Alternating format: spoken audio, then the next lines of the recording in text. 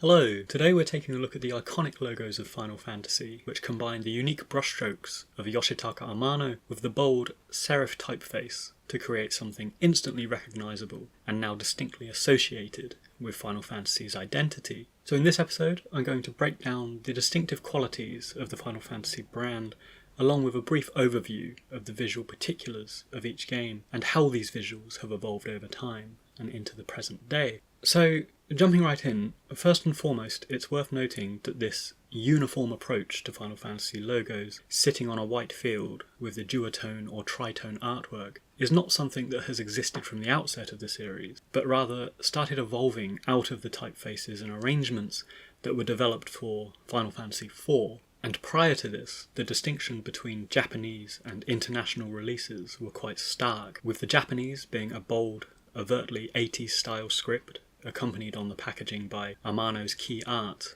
and the Western releases being equally 80s, but inflected with a clear Tolkien-esque fantasy vibe with a black letter or quote marks Gothic style typeface, and accompanying art that features the heraldic crossed arms of a sword and axe with the floating fortress as a centerpiece. Equally, Final Fantasy II adopted quite fantastical approaches to its use of type, with the primary Japanese logo using Roman script, but incorporating slightly dragon-esque elements such as wings and scales and an eye. And again, this very much speaks to the time and place in which Final Fantasy emerged, and while the NES in particular started off with quite homogeneous packaging, with uniform black box art in the mid-1980s, as gaming began to boom and design became more liberally applied to packaging by the time Final Fantasy rolled around in 1988, we were seeing game logos and packaging that echoed the design elements of billboard advertising, and particularly, I think, movie posters, which at the time employed increasingly stylized typography, grid layouts, and illustrated renders of movie stars,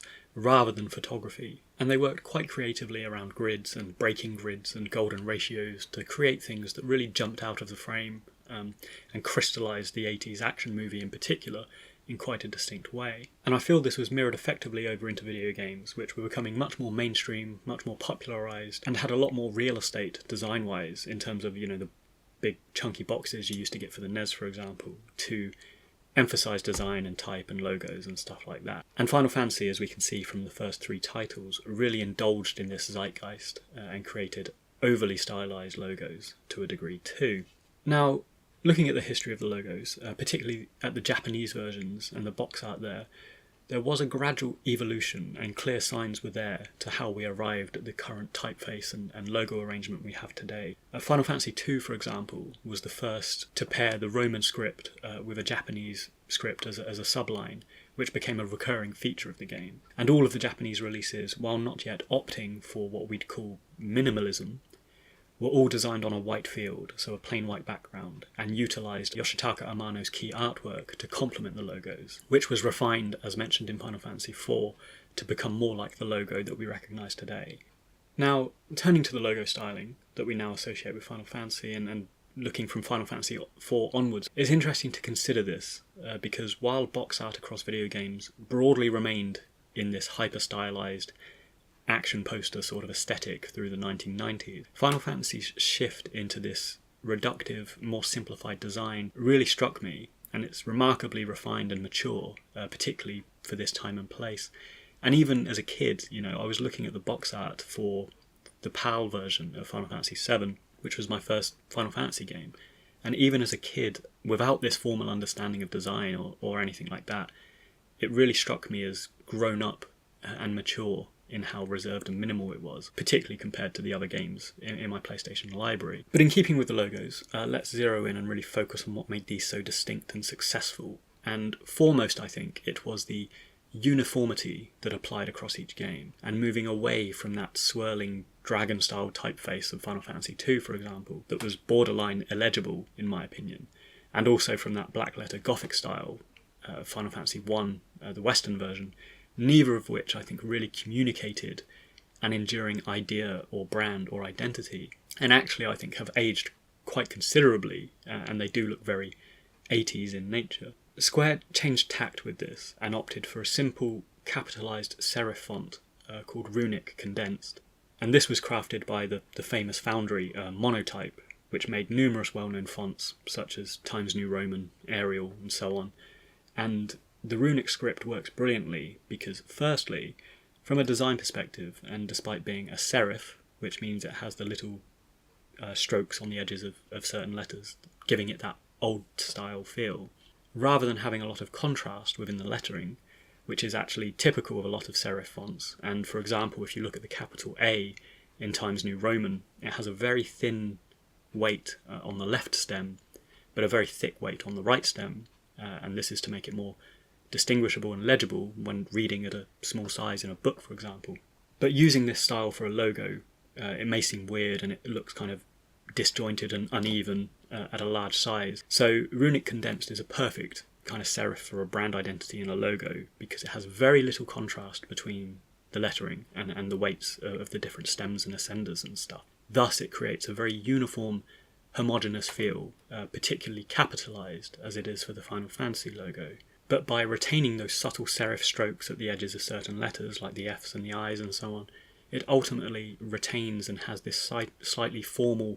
old-world fantasy sort of feel without being overtly stylized like those early logos. And so I think its identity has a certain timelessness and lasting appeal to it. And looking at Final Fantasy VI, Final Fantasy VII, which are games that came out well over 20 years ago now, these logos still stand out today because of the attentiveness to the typography and the quality and the reductiveness of this typeface, I think. So, moving on, let's turn now to Yoshitaka Amano and his contribution to immortalising the logo style.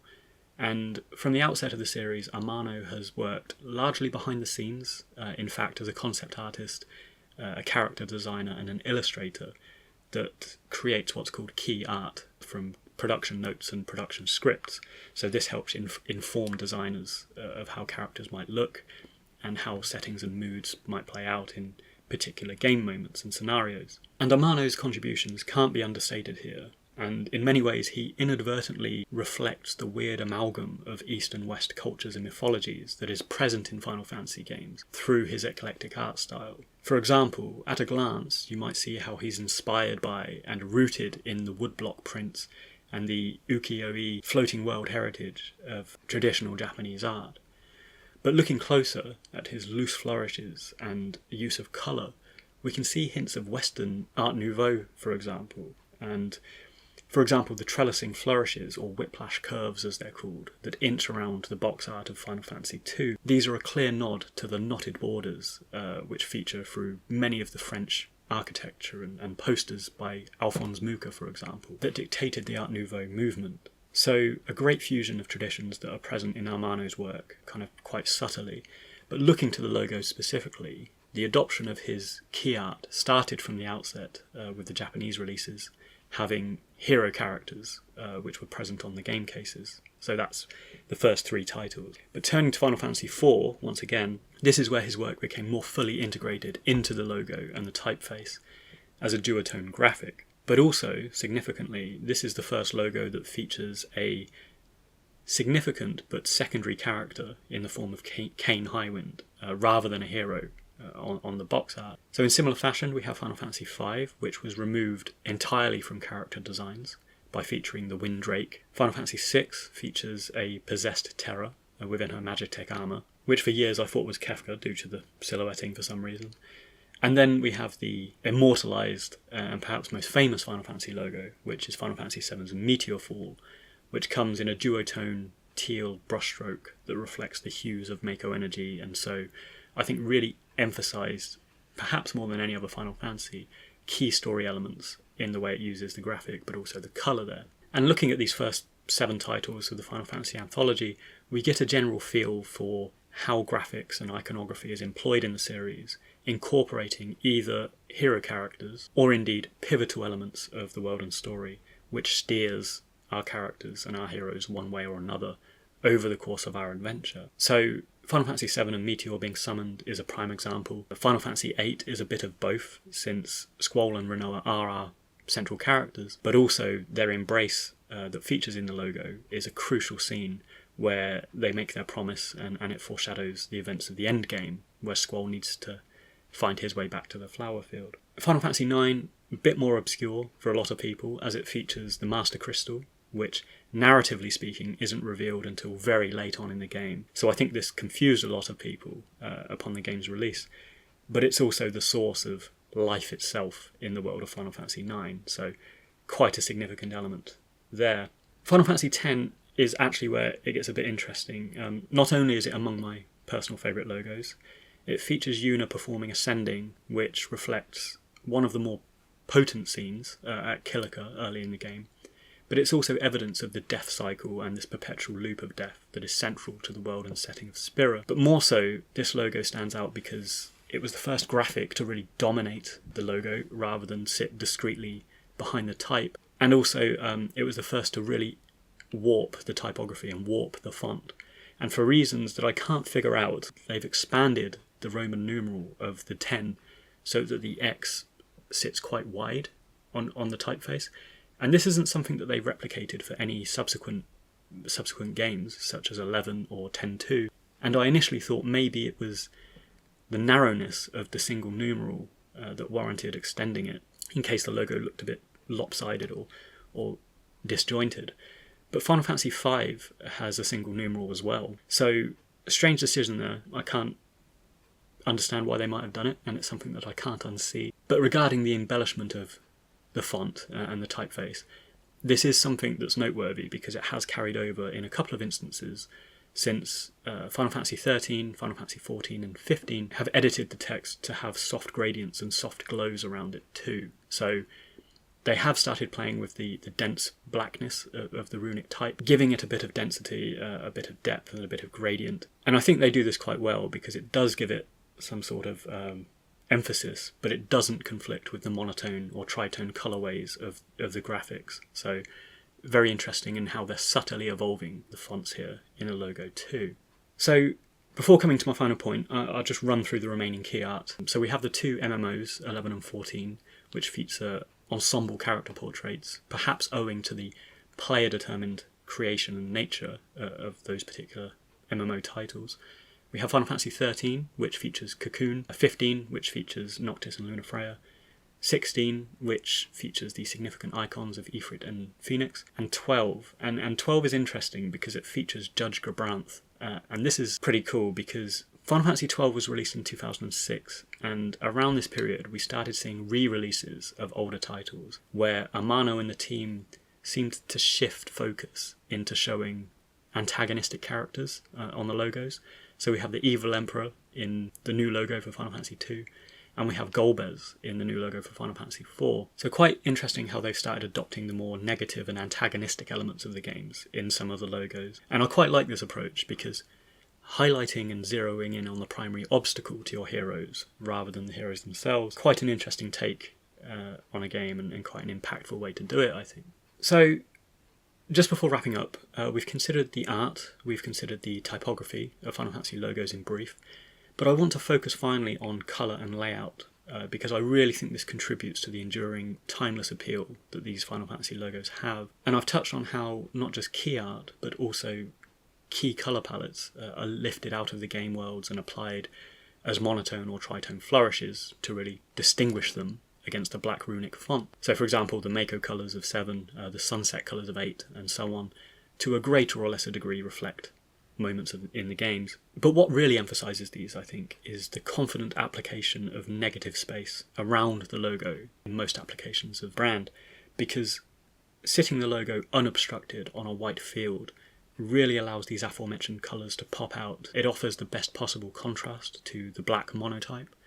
and again offers this maturity and timelessness to the Final Fantasy identity that I think distinguishes it even today among other gaming franchises. And for example, taking two other Japanese game franchises that have been around for decades, both of which I love, Metal Gear Solid and Tekken,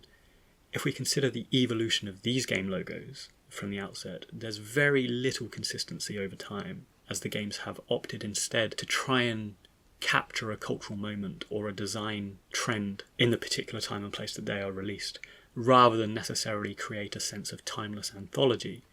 And to be fair to Metal Gear Solid, there was no intent to actually create an anthology from those games, after the 1998 game anyway. And with Tekken, it has in recent years started settling into consistencies within its logo, but it still evolves a lot in each instalment to try and capture that energy and that action that is at the heart of the games. So interesting there to compare and contrast and consider the legacy and evolution of these logos, because I mean, Final Fantasy IV came out in 1991, and the logo has remained consistent ever since, but equally, I would say, enduring and timeless too. So ultimately, the less is more approach to Final Fantasy logo layouts are a huge contribution to their success, I think. And it's not a formula that particularly needs to be changed, providing Amano keeps delivering on these fantastic pieces of art that distinguish each title. But one thing I will say is that since Final Fantasy 15, and we're seeing it again in Final Fantasy 16, is that the white field is increasingly being exchanged for a black space, a black background instead, with the typeface set in a white. And it's something that they've eased in alongside the classic white background, but I quite like it for these titles, particularly because they are so thematically dark and ultimately quite tragic. You know, having Clive's grumpy face set alongside a bright, wistful logo, you know, with the white background that conveys this sense of high adventure and fellowship, perhaps it would conflict thematically with where Final Fantasy 16 looks to be going, and likewise with Final Fantasy 15, which had a very Hamlet-esque tragic ending. You know, setting it on the white typeface is less common because I think it was a darker game. So it is an interesting development. I'm not sure if it will become a permanent thing to have the white text against a black background, because they did do it for Final Fantasy VII Remake 2, and I agree that distinguishing the remake, the 7 remake from the original is a good move, so the dark background does work, but I wasn't convinced by the embossing and the chrome style that they gave to the logo art. I think it divorced it slightly from the simplicity that makes these logos work, in my opinion.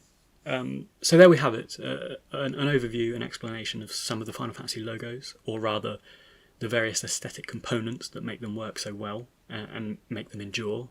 over time, I think. So if you got this far, thanks for listening, and I hope you enjoyed it. And feel free to drop a comment below. Let me know your thoughts on the Final Fantasy logos, your favourite one, and the aesthetic qualities that you think they might have. Additionally, you can like, subscribe, and check out the description for more links on how you can support the channel.